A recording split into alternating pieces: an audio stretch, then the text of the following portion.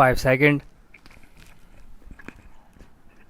The debate on this new constitution amendment bill or these provisions in this bill which is under consideration is now going on, but some people started objecting that there are certain basic changes in the constitution. They have started objecting to the passing of this constitution amendment bill, questioning whether this house has got its mandate question mark.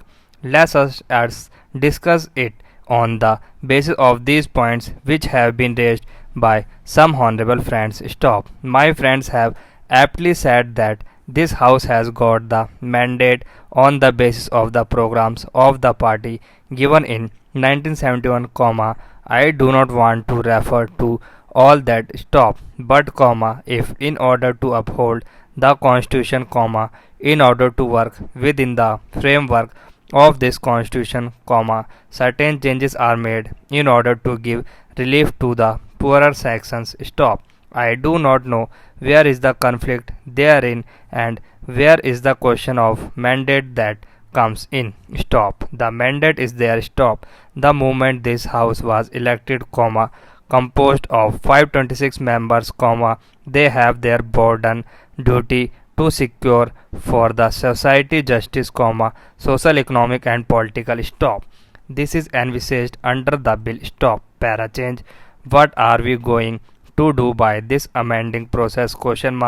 They said, erosion of fundamental rights. The law minister and other members also explained that any law passed in the furtherance of the directive principles, that is, chapter 4 of the constitution, should not be challenged on any of the grounds mentioned in article 14, 19 and 31.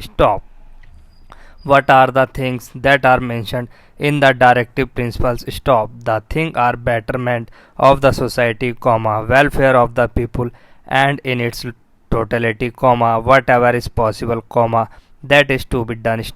I would like to add one words here.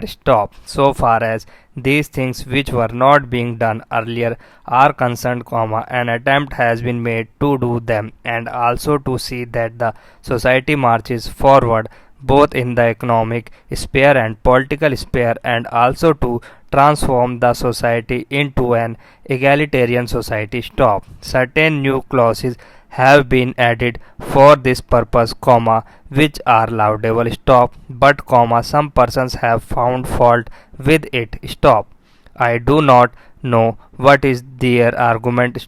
Let us take the question of erosion of the judiciary.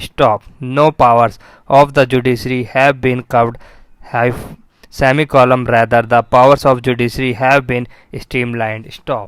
We have seen out of our experience what actually has been the role of the judiciary in our country.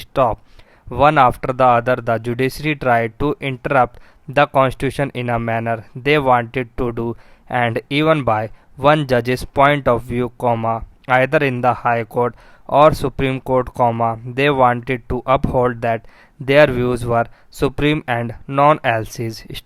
Though we are in this democratic process and we believe in democracy and adult franchise, yet this view of the representatives of the people in this house and in the other house are not supreme only, the judges' views are supreme. This is nothing but a new nepotism on the part of the judiciary, who deliver judgments as if they are the only kings and rulers in this country and nobody else, completely ignoring the will and consent of the people who send their representatives to this house to look after their welfare and well-being. Therefore, the question of erosion of the judiciary does not hold any ground. I have gone through one of the articles published in the Indian Express some time before. About fundamental duties, particularly, they mentioned, and I say that the challenges follow the noble ideals that inspired our national struggle for freedom.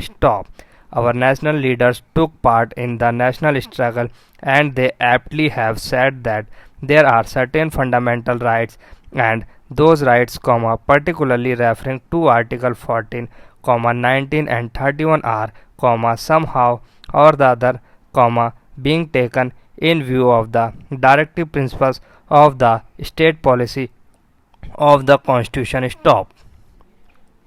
I do not know what is their actual viewpoint. Stop.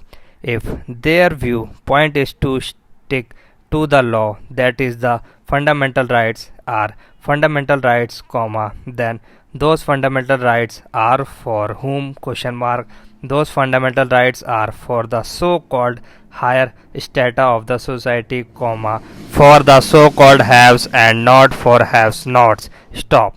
What is their grievance, the poorer sections of the society, the vast multitudes of the country do not consider that fundamental rights are embodied in the constitution. Stop. They consider what their fundamental needs are. Stop. Their fundamental needs is that their hunger should be removed and their economic conditions redressed. Stop.